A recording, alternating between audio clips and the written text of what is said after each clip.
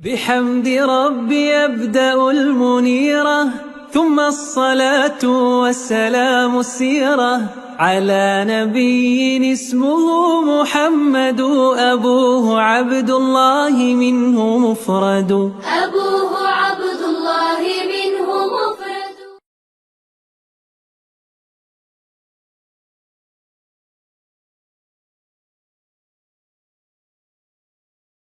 السلام عليكم ورحمة الله. بسم الله الحمد لله رب العالمين والصلاة والسلام على رسول الله. Abu Talib രോഗശയ്യയിലേക്ക് വീണിരിക്കുന്നു. 87 വയസ്സുണ്ട് ഇപ്പോൾ. 87 കഴിഞ്ഞ പ്രായം ചെന്ന വയോധികനായ ഒരു വ്യക്തിയാണ്. 40 കൊല്ലക്കാലം റസൂലുള്ളാഹി സ്വല്ലല്ലാഹു അലൈഹി വസല്ലം തങ്ങളെ സംരക്ഷിച്ച മനുഷ്യൻ. ചരിത്രത്തിൽ നമ്മൾ വായിച്ചല്ലോ, നമ്മൾ പഠിച്ചല്ലോ, നമ്മൾ മനസ്സിലാക്കിയല്ലോ അബൂ ത്വാലിബിന്റെ റസൂലുള്ളാഹിയോടുള്ള സ്നേഹം. റസൂലുള്ളാഹി കിടക്കുന്ന വിരിപ്പിൽ സ്വന്തം മക്കളെ കൊണ്ടുവന്ന് കിടത്തി മക്കളുടെ സ്ഥാനത്ത് അള്ളാഹുവിന്റെ റസൂലിനോട് ചെന്ന് കിടക്കാൻ പറയുന്നു. എന്തിനാണത്? ശത്രുക്കളെ കൊണ്ട് അള്ളാഹുവിന്റെ റസൂൽ സല്ലല്ലാഹു അലൈഹി വസല്ലം പീഡിപ്പിക്കപ്പെടരുത്, ആക്രമിക്കപ്പെടരുത്. മറുഭാഗത്തൊന്ന് ചിന്തിക്കൂ, അഥവാ ശത്രുക്കൾ വന്നാൽ, റസൂലുള്ളാഹി ആക്രമിക്കാൻ ശത്രുക്കൾ വന്നാൽ ആരെയാണ് ആക്രമിക്കുക? സ്വന്തം മക്കളെ, തന്നോട് ഏറ്റവും ചേർന്ന് നിൽക്കുന്നവരെ. ആ മക്കളെക്കാൾ അള്ളാഹുവിന്റെ റസൂൽ സല്ലല്ലാഹു അലൈഹി വസല്ലം തങ്ങളെ സ്നേഹിച്ച, പ്രവാചകനെ പരിഗണിച്ച, 40 വർഷക്കാലം റസൂലുള്ളാഹിക്ക് തണലായി നിന്ന, ഉപരോധത്തിൽ, സങ്കടങ്ങളിൽ, പ്രയാസങ്ങളിൽ, പട്ടിണിയിൽ പ്രവാചകന്റെ കൂടെ ചേർന്ന അബൂ ത്വാലിബ്. നബുവത്തിന്റെ 10ാം വർഷം, ആ 10ാം വർഷത്തിലാണ് എത്തി നിൽക്കുന്നത്.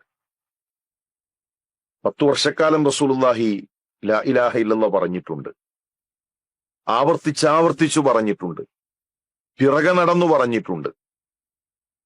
ഇനി അവസാനത്തെ അവസരമാണ്. അബൂ ത്വാലിബിന്റെ അരികിലേക്ക് ദഖല അലൈഹി നബി സല്ലല്ലാഹു അലൈഹി വസല്ലം, അല്ലാഹുവിന്റെ റസൂല് വരുന്നു. അവസാനമായി ഇസ്ലാമിനെ പറ്റി പറയാനാണ്, ലാ ഇലാഹ ഇല്ലല്ലാഹ് എത്തിക്കാനാണ്. തന്റെ പ്രിയപ്പെട്ട ഉപ്പയുടെ സഹോദരന് സ്വർഗം ലഭിക്കണമെന്ന ആഗ്രഹത്തോടുകൂടെയാണ് റസൂലുള്ളാഹി എത്തിയിട്ടുള്ളത്. വഇൻദഹു അബൂ ജഹൽ അബ്ദുല്ലാഹ് ഇബ്നു അബി ഉമയ്യ. അബൂ താലിബിന്റെ അരികിൽ അബൂജഹലുണ്ട്, മറ്റു ഖുറൈശി നേതാക്കന്മാരുണ്ട്. ആ ശിർക്കിന്റെ കുടിമരങ്ങൾ അവിടെ നിൽക്കുകയാണ്. അവരെന്തിനാണ് നിൽക്കുന്നത്? ഷിർക്കിലായിക്കൊണ്ട് അബൂ ത്വാലിബിനെ മരണപ്പെടുത്താൻ. അവസാന സമയം പോലും സത്യം സ്വീകരിക്കുന്നതിൽ നിന്ന് തടഞ്ഞു നിർത്താൻ അള്ളാഹുവിന്റെ റസൂൽ വന്നിരിക്കുന്നതോ അവസാന നിമിഷത്തിലെങ്കിലും അബൂ ത്വാലിബിന് ആ തൗഹീദ് ഒന്ന് കൈമാറാൻ, തൗഹീദ് ഒന്ന് എത്തിച്ചു കൊടുക്കാൻ. റസൂലുള്ളാഹി സ്വല്ലല്ലാഹു അലൈഹി വസല്ലം തങ്ങൾ അബൂ ത്വാലിബിന്റെ അരികിലിരുന്നു. ഫഖാല നബിയു സ്വല്ലല്ലാഹു അലൈഹി വസല്ലം ഐ അമ്മി ഖുൽ ലാ ഇലാഹ ഇല്ലല്ലാഹ്.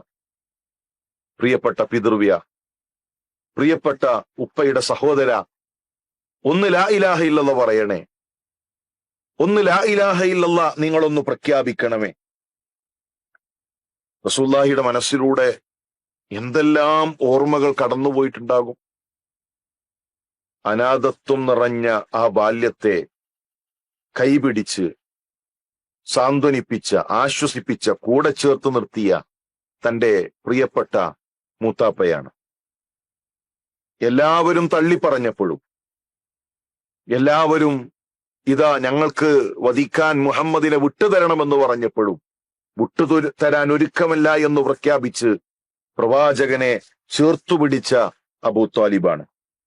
ഉപരോധത്തിന്റെ കാലത്ത് പോലും മക്കളെക്കാൾ പ്രവാചകന് സംരക്ഷണമൊരുക്കിയ ഒരു വലിയ മനുഷ്യൻ.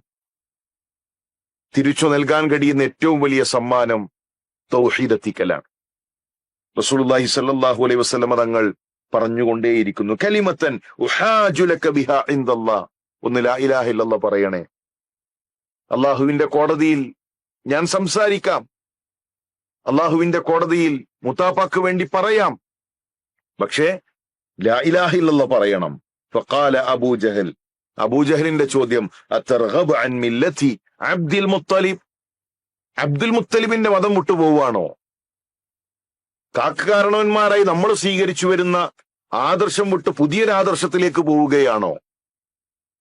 പാരമ്പര്യം, കാരണവന്മാർ ഒരുപാട് മനുഷ്യരെ ഇന്നും ശിർക്കിൽ കെട്ടിയിടുന്നത് ആ രണ്ട് വാക്കുകളാണ്. സത്യം അറിഞ്ഞിട്ടും തൗഹീദ് അറിഞ്ഞിട്ടും ഇതാ ഭൂരിപക്ഷം അങ്ങനെയല്ലേ, കാരണവന്മാർ അങ്ങനെയല്ലേ, സമൂഹം അങ്ങനെയല്ലേ, ആ ഒരു ചിന്തയുണ്ടല്ലോ, നഷ്ടപ്പെടുത്തുന്നത് ആഖിറമാണ്. അബൂജഹൽ ചോദിക്കാണ്, അബ്ദുൽ മുത്തലിബിന്റെ, നമ്മുടെ നേതാവായ നമ്മുടെ കാരണവനായ അബ്ദുൽ മുത്തലിബ് പഠിപ്പിച്ച ആ വാദത്തുനിന്ന് പോവാണ്, അപ്പൊ അവരൊക്കെ പിഴച്ചവരാണ്, അവരൊക്കെ വഴികേടിലാണ് എന്നാണോ അബൂ താലിബ് നീ പറയുന്നത്? റസൂലുള്ളാഹി സ്വല്ലല്ലാഹു അലൈഹി വസല്ലം ലാ ഇലാഹ ഇല്ലല്ലാഹ് പറഞ്ഞുകൊണ്ടേയിരുന്നു, ആവർത്തിച്ചുകൊണ്ടേയിരുന്നു. ഒന്ന് ലാ ഇലാഹ ഇല്ലല്ലാഹ് അവസാനമായിട്ടെങ്കിലും അദ്ദേഹത്തിന്റെ ചുണ്ടിൽ നിന്ന് ലാ ഇലാഹ ഇല്ലല്ലാഹ് എന്ന പ്രഖ്യാപനം കേൾക്കുമോ എന്ന കൊതിയോടെ.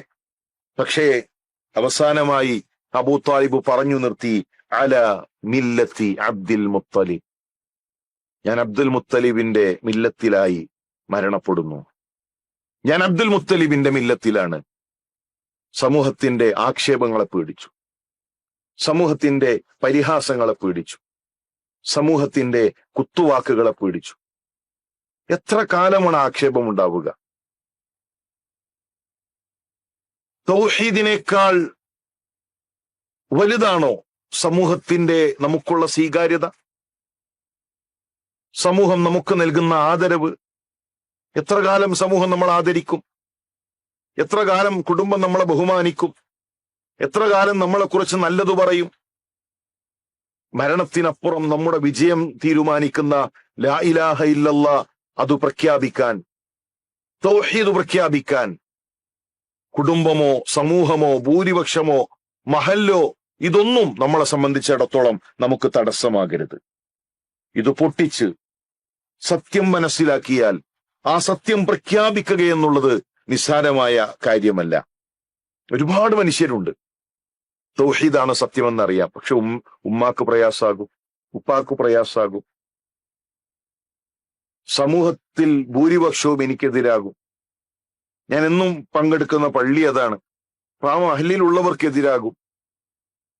ഇതൊക്കെ മനസ്സിലാക്കിയിട്ട് ഈ ചിന്തകൾ കാരണത്താൽ തൗഹീദ് പ്രഖ്യാപിക്കാതെ ജീവിതം തള്ളി നീക്കുന്നവരുണ്ട്. തൗഹീദ് അറിഞ്ഞതുകൊണ്ട് മാത്രം കാര്യമില്ല, പ്രഖ്യാപിക്കണം. നാവ് കൊണ്ട് നമ്മൾ പറയണം. മരണാസന്നമായി കിടക്കുന്ന സമയത്ത് പോലും അബൂ ത്വാലിബ് പറയുന്നത്, വലഖദ് അലിംതു ബിഅന്ന ദീന മുഹമ്മദിൻ, വലഖദ് അലിംതു, എനിക്ക് ഇൽമുണ്ട്, എനിക്കറിയാം മുഹമ്മദിന്റെ ദീനാണ് സത്യം എന്നറിയാം, അറിയാത്തൊരു പ്രശ്നവുമില്ല. എത്രയോ പ്രവാചകന്റെ മുഅ്ജിസത്തുകൾ കണ്ണുകൾ കൊണ്ട് കണ്ടിട്ടുണ്ട്. റസൂലുള്ളാഹി നബിയാണെന്നറിയാം, വഹ്യുണ്ടെന്നറിയാം, സത്യസന്ധനാണെന്നറിയാം, ഇൽമുണ്ട്, പക്ഷെ പ്രഖ്യാപിച്ചില്ല. സമൂഹമെന്ന ആ ഒരു പേടിയിൽ സത്യം പ്രഖ്യാപിക്കാതെ കാലം കഴിച്ചുകൂട്ടി. പ്രിയമുള്ളവരെ, ആഖിറം നഷ്ടപ്പെട്ടു. റസൂലുള്ളാഹി കണ്ണുകൾ നനച്ചുകൊണ്ട് പറയുന്നുണ്ട്, വല്ലാഹ് ലഅസ്തഗ്ഫിറന്ന ലക മാ ലം ഉൻഹ അൻഹു, തീർച്ചയായും ഞാൻ അങ്ങേക്ക് വേണ്ടി പാപമോചനം ചോദിച്ചുകൊണ്ടേയിരിക്കും, അള്ളാഹു വിരോധിക്കുന്നതുവരെ. റബ്ബ് വിരോധിച്ചു. തൗഹീദില്ലാതെ മരണപ്പെടുന്ന ഒരു മനുഷ്യന് വേണ്ടി ഇസ്തിഗ്ഫാറിനെ ചോദിക്കാൻ പാടുള്ളതല്ല. മാത്രമല്ല അള്ളാഹു ആയത്തിറക്കി, ഇന്നക ലാ തഹ്ദി മൻ അഹ്ബബ്ത വലാകിന്ന അല്ലാഹ യഹ്ദി മൻ യശാ. നബിയെ, നിങ്ങൾ ഉദ്ദേശിക്കുന്നവരെ ഹിദായത്തിലാക്കാൻ നിങ്ങൾക്ക് കഴിയുകയില്ല, അള്ളാഹുവാണ് ഹിദായത്ത് നൽകുന്നവൻ. ഒരാളെ സന്മാർഗത്തിലേക്ക് നടത്തുന്നവൻ അള്ളാഹുവാണ്. അതുകൊണ്ട് നമുക്ക് ഹിദായത്തിലേക്കുള്ള വഴി കാണിച്ചു കൊടുക്കാൻ കഴിയും. ഇന്നതാണ് സത്യമെന്ന് അറിയിച്ചു കൊടുക്കാൻ കഴിയും. ഇന്നതാണ് തൗഹീദ് എന്ന് പറയാൻ കഴിയും. പക്ഷേ മനസ്സുകളിൽ മാറ്റം ഉണ്ടാക്കേണ്ടത്, മനസ്സുകളെ തൗഹീദിലേക്ക് എത്തിക്കേണ്ടത് അത് റബ്ബാണ്. അതുകൊണ്ട് നമ്മുടെ പ്രിയപ്പെട്ടവർക്ക് നമ്മൾ എത്തിച്ചു കൊടുക്കുക, നമ്മൾ പറഞ്ഞു കൊടുക്കുക, റബ്ബിനോട് പ്രാർത്ഥിക്കുക. ജീവിച്ചിരിക്കുമ്പോൾ തൗഹീദ് കൈമാറണം. മരണപ്പെട്ടാൽ തൗഹീദ് ഇല്ലാതെ ഒന്നും ഒരാൾക്കും നമുക്ക് ചെയ്യാൻ കഴിയില്ല. നമ്മുടെ മാതാപിതാക്കളോട് നമുക്ക് സ്നേഹമുണ്ടല്ലോ, നമ്മുടെ കുടുംബക്കാരോട് നമുക്ക് സ്നേഹമുണ്ടല്ലോ. നമ്മുടെ പ്രിയപ്പെട്ട എത്രയോ ആളുകളുണ്ട് ഇന്നും ഷിർക്കിൽ കഴിയുന്നവർ, ഇന്നും അള്ളാഹു അല്ലാത്തവരോട് വിളിച്ചു പ്രാർത്ഥിക്കുന്നവർ, ജാരങ്ങളിൽ ചെന്ന് കൈകൾ നീട്ടുന്നവർ. അവരുടെ ആഖിറം നഷ്ടമാണ്, അവരുടെ പരലോകം നഷ്ടമാണ്. തൗഹീദില്ലാത്ത ഒരു മനുഷ്യന്റെ അമലുകൾ അള്ളാഹു സ്വീകരിക്കില്ല. അതുകൊണ്ട് ജീവിച്ചിരിക്കുന്ന കാലഘട്ടത്തിൽ ആവർത്തിച്ച് നമ്മൾ പറയണം. റസൂലുള്ളാഹി അബൂ ത്വാലിബിനോട് പറഞ്ഞതുപോലെ അരികിലിരുന്ന് ആവർത്തിച്ച് ലാ ഇലാഹ ഇല്ലല്ലാഹിലേക്ക് നമ്മൾ ക്ഷണിക്കണം. അബൂ ത്വാലിബിനെ മക്കയിൽ മറവ് ചെയ്തു. റസൂലുള്ളാഹി അദ്ദേഹത്തെ കുറിച്ച് പറഞ്ഞു, അഹ്വനു അഹ്ലിന്നാർ അദാബൻ അബൂ ത്വാലിബ് വഹുവ മുൻതഇലുൻ ബിനഅലൈൻ യഗ്ലി മിൻഹുമാ ദിമാഗുഹു. നരകത്തിലെ അബൂ ത്വാലിബിന്റെ ശിക്ഷയാണ് 2 ചെരുപ്പ് ധരിപ്പിക്കും.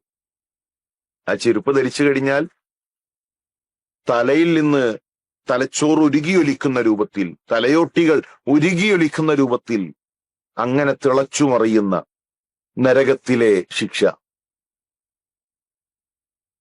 അല്ലാഹു ഷിർക്ക് നമ്മുടെ ജീവിതത്തിലേക്ക് അറിഞ്ഞോ അറിയാതെയോ കടന്നു വരുന്നതിനെ തൊട്ട് കാത്തു രക്ഷിക്കട്ടെ.